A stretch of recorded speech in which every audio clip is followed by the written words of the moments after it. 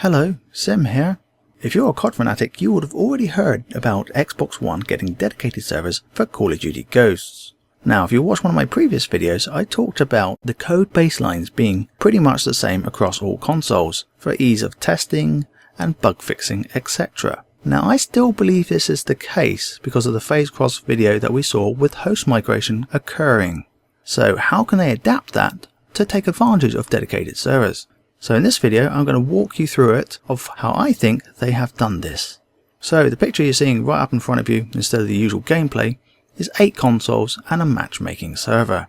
So when you're going to find a game, the matchmaking server comes into play. Hence I've indicated the arrows. So imagine now we're in a lobby, and that's our 8 consoles, our 8 players. So the matchmaking server said, okay, I'm going to nominate this guy here as the host. So, okay, he's the host. We're going to use him, and off we go. So let's wind it back and see how I think they're going to introduce dedicated servers. So, back to square one. Matchmaking server, cool. There's the dedicated server. You know what's going to happen next, don't you guys? Yep, we've introduced the host. So now the consoles all use that dedicated server. So it's the master host. So now effectively you've got 9 PCs involved, instead of just the traditional 8.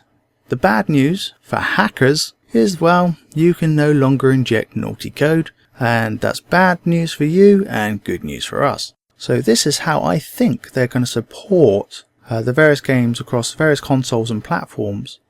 And in the case of Sony's PlayStation 4, if it's true that dedicated servers won't come in until the Gakkai Cloud Gaming Service comes into effect in 2014, then initially they'll fall back to the standard peer-to-peer, and as soon as the cloud comes online, then I'll just update the matchmaking service and say, hey, there's your host, it's the dedicated server. So that's my thoughts. Let me know in the comments what you think. If you found the video informative, leave a like, and as always, to stay in touch with my latest vids, subscribe. Until next time, this has been Sim.